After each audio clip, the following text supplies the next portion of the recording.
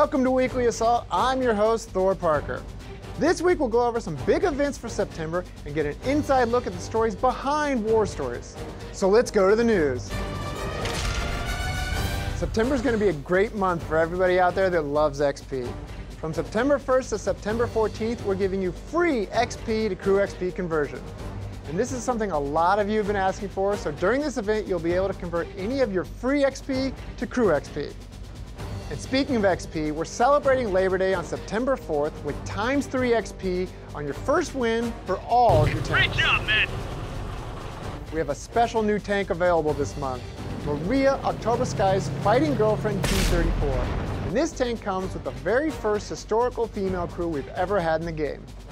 Now, Maria was a Soviet tank driver during World War II and was the first female tank driver to be awarded the Hero of the Soviet Union Award, which is the Soviet Union's highest award for bravery during combat. We've got a new Valor emblem available in the special emblem reel this month, and 100% of the net proceeds for the Valor Remembrance emblem will be donated to the National Desert Storm War Memorial Association. And you can learn more about the charity at our website, console.worldoftanks.com. By now, you've had a chance to get your hands on the new War Stories single-player campaigns and experience our first two stories, Brothers in Armor and Flashpoint Berlin. And with more war stories on the way, we wanted to give you a look at what goes inside writing our war stories with our narrative designer, Daryl Higa. My name is Daryl Higa, and I'm the narrative designer on World of Tanks War Stories. A narrative designer is someone who puts together story ideas for a game. In the case of World of Tanks War Stories, that was my responsibility. So we have two war stories, Brothers in Armor and Flashpoint Berlin.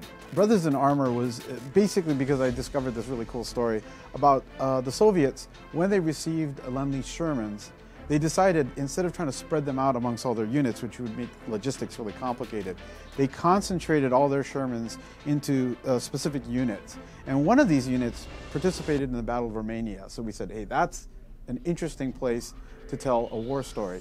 So we basically said, well, let's imagine that when they sent all these Shermans, that they needed to send advisors. And so that's kind of the basis of this story, where an American advisor who was a tank commander came along with the shipment of Shermans and was instructing the Soviet crews how to use the Shermans specifically. Now, honestly, these Soviet crews would have already been experienced in tank combat, but not specifically in handling the Sherman. Now, during the Battle of Romania, basically the Soviets were preparing an attack against the German forces when the Germans preemptively attacked, and that's sort of where our story begins. The thing that I really like about alternative history is looking for those points in history where if something had just changed a little bit, what kind of consequences it would have had. So that's kind of the basis that we used for Flashpoint Berlin. What we did is that we thought about, well, what happens if something went wrong with the airlift? So historically, the airlift is where they brought supplies into Berlin because Berlin was being blockaded by the Soviets. And basically, they were starving the population out. So this really left the Western Allies with very little choice. So in our scenario, Flashpoint Berlin, basically the Western Allies decide to deliver supplies via an overland route, basically driving supplies from West Germany through East Germany into West Berlin. And because of that, not saying who shoots first, but basically the conflict erupts and you're basically a tank commander stuck in the middle of this.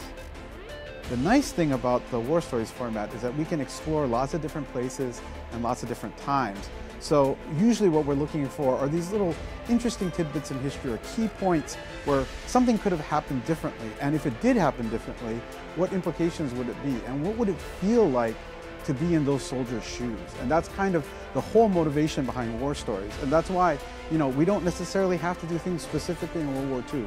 We can look at periods after World War II. We can look at periods even before World War II. These are all possible. History has a lot of these really neat turning points, and I think turning them into more stories for you to enjoy is going to be really, really exciting. That's it for this week. Remember to visit us online and follow us on social for everything World of Tanks. Thanks for watching.